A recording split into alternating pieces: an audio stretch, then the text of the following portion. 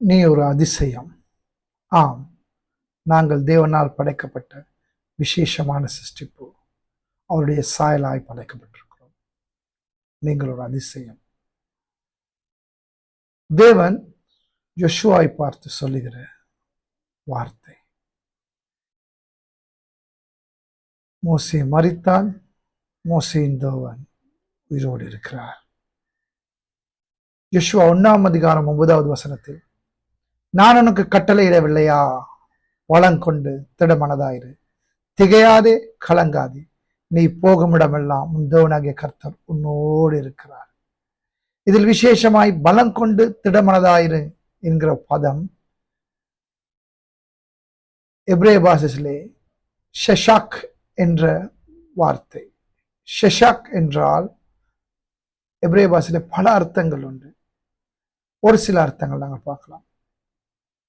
உறுதியாக, வலுவாக, பற்றி கொள்ளுதல், நாங்கள் ஒரு காரியத்தை நடைமுறைப்படுத்த தைரியம் கொள்ளுதல், நாங்கள் செய்யும் காரியத்தை வெற்றியுடன் செய்வது, இப்படி பல அர்த்தங்களை கொண்ட ஒரு வார்த்தையை, ஒரு பதத்தை தான் ஷஷாக் என்பதை தேவன் யோசுவாக்கு சொல்றார். பலன் கொண்டு திடமனதாயிரு.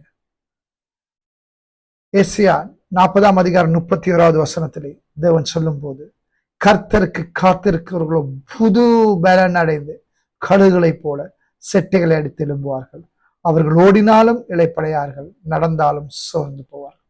இதில் சொல்லப்பட்ட புது பலன், யோசுவாவுக்கு சொல்லப்பட்ட பலம் கொண்டது. இது கிட்டத்தட்ட ஈக்குவல் வேர்ட்ஸா இருக்கிறது.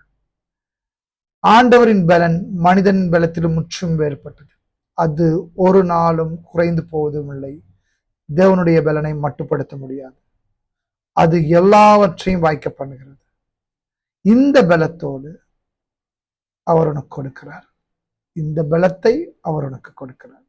நீ அவரோடு பலத்தை பெற்றவுடன் கழுகுகளை போட்டு செட்டைகள் அடித்து உயர எழும்பு. நீ விட்ட காரியங்கள், நீ மறந்து போன காரியங்கள் திரும்பவும் செய். விடாமுயற்சியுடன் வேலை செய். நீ என்ன செய்ய அழைக்கப்பட்டிருக்கிறோ அதை செய். தேவன் உன்னை அழைத்த அழைப்பை நீ செய். கிறிஸ்துவில் உனக்கு எல்லா திறமையும் இருக்கிறது. என்னுடன் சேர்ந்து ஜெபிக்க உன்னை அழைக்கிறேன். ஜெபம் பண்ணுவோமா? ஆண்டவரே, நான் இப்போது விசுவாசத்தால் பெற்ற உமது பலத்திற்கு நன்றி. உம்மில் நான் வலிமையான நபர், சக்தி வாய்ந்தவன், அதிகாரம் பெற்றவன். ஆம், உம்முடைய உதவியோடு நான் ஓடுவேன், சோர்வடைய மாட்டேன். நீர் என்னுடன் நடப்பதால் எனக்கு புது பலன் புதுப்பிக்கப்பட்டு விட்டது. இந்த நாளின் வார்த்தையின்படி எனக்குள்ளே ஒரு புதிய தைரியம் வந்துவிட்டது. நான் வழியில் சோர்ந்து போக மாட்டேன். என் ஜீவனை உமது கரங்களிலே வைக்கிறேன். ஆண்டவரே, உம்மால் நான் புது பலன் அடைந்தேன். நான் வழியில் களைப்படைய மாட்டேன். அப்பா, என்னுடைய முழு வாழ்க்கையும் இந்த நாள் உங்களுடைய கருத்திலே ஒப்புக்கொள்கிறேன். எந்த காரியங்கள் வாழ்க்கையிலே தடைப்பட்டதோ அதையெல்லாம் இந்த நாளில் நீர் செய்வீர் என்று நம்பி புது பலனோடு நான் புறப்படுகிறேன்.